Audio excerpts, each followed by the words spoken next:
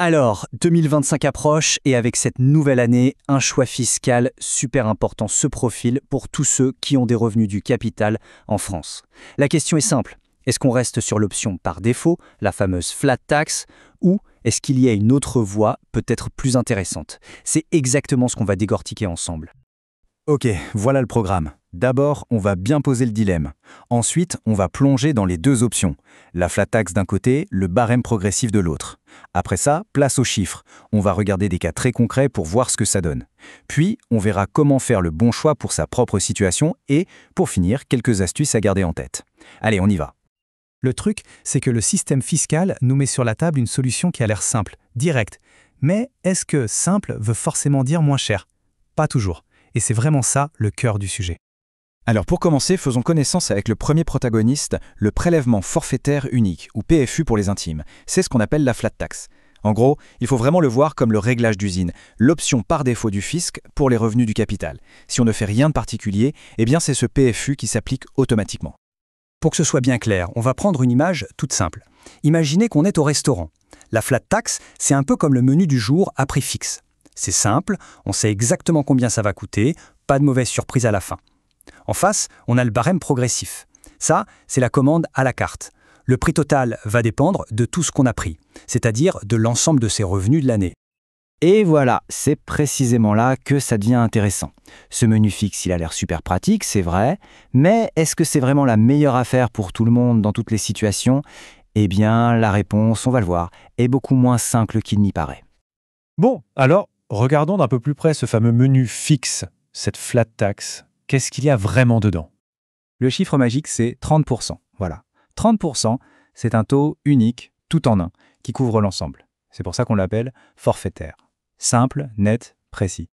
Mais attention, petit piège, ces 30%, ce n'est pas un bloc monolithique. Il faut absolument comprendre comment ça se décompose. C'est la clé pour la suite.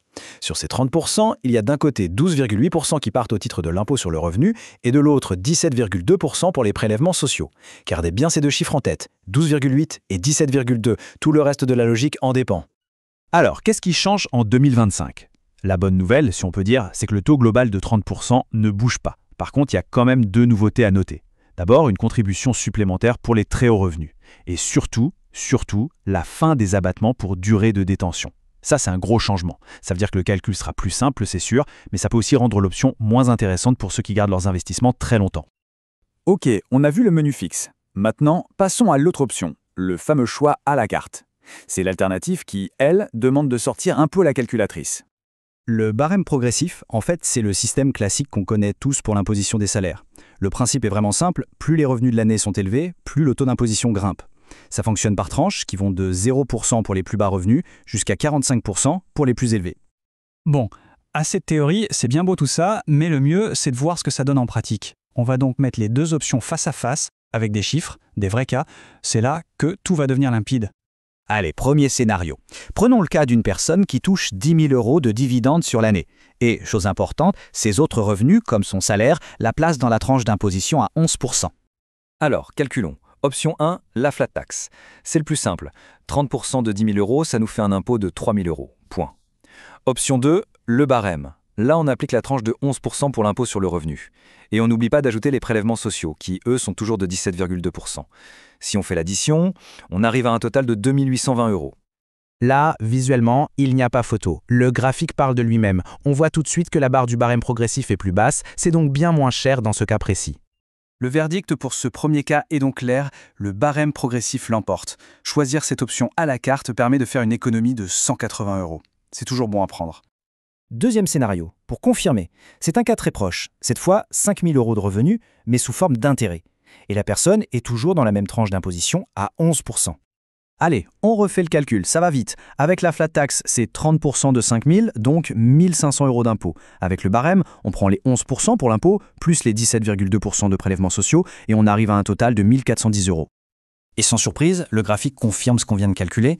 Encore une fois, pour ce niveau de revenu, l'option du barème progressif est la plus avantageuse. Donc, victoire pour le barème une nouvelle fois, avec 90 € d'économie. On commence à voir se dessiner une tendance. Pour les tranches d'imposition les plus basses, le barème semble vraiment être une option à regarder de très près. Mais attention, ne tirons pas de conclusion trop vite, on va changer complètement de décor. Imaginons maintenant une personne avec des revenus beaucoup plus élevés, qui se trouve dans la tranche à 41%. Et cette personne réalise une plus-value de 20 000 euros. Et là, on va voir, le match s'inverse complètement. Avec la flat tax, le calcul est toujours aussi simple. 30% de 20 000 euros, ça fait 6 000 euros. Mais si cette personne opte pour le barème, eh bien, on applique son taux de 41%. Rien que pour l'impôt sur le revenu, ça fait déjà 8 200 euros. L'addition d'un coût devient beaucoup plus salée. Le graphique, là, est spectaculaire. La différence est énorme. La barre de la flat tax est beaucoup plus petite. D'un coup, notre menu fixe, qui semblait un peu cher pour les autres, devient une affaire en or. Résultat des courses, la flat tax gagne haut la main avec plus de 2200 euros d'économie. Et ça prouve bien une chose, il n'y a pas de bonne ou de mauvaise réponse dans l'absolu. Tout dépend vraiment de la situation de chacun. Ok, super. Mais alors, concrètement, comment on fait pour prendre la bonne décision pour soi? Eh bien, il y a une méthode toute simple, en 3 étapes clés. C'est vraiment un processus logique. Étape 1, il faut connaître sa tranche marginale d'imposition, la fameuse TMI. C'est le taux le plus élevé appliqué à ses revenus. Étape 2, il faut essayer d'estimer le montant total de ses revenus du capital pour l'année à venir. Dividendes, intérêts, plus-value, tout ça. Et étape 3, on fait le match. D'un côté, on calcule l'impôt avec la flat tax, donc revenu fois 30%. De l'autre, on calcule avec le barème, revenu fois sa TMI, plus les 17,2% de prélèvements sociaux. Et à la fin, on choisit simplement le résultat le plus bas. C'est aussi simple que ça. Bien. Pour finir, on va récapituler les points vraiment essentiels à retenir et on va ajouter quelques petites astuces pour ceux qui veulent aller un peu plus loin. Alors, s'il y a 4 choses à retenir de tout ça, ce sont celles-ci. Premièrement, la flat tax à 30%, c'est l'option par défaut, la voie de la simplicité. Deuxièmement, le barème progressif est souvent plus intéressant si la tranche d'imposition est basse, c'est-à-dire 0% ou 11%. Troisièmement, et ça c'est crucial, le choix qu'on fait s'applique à tous les revenus du capital de l'année. On ne peut pas choisir la flat tax pour les dividendes et le barème pour les plus-values, c'est tout ou rien. Et enfin, quatrièmement, il faut faire ses calculs. Une petite simulation, ça ne coûte rien et ça peut rapporter gros.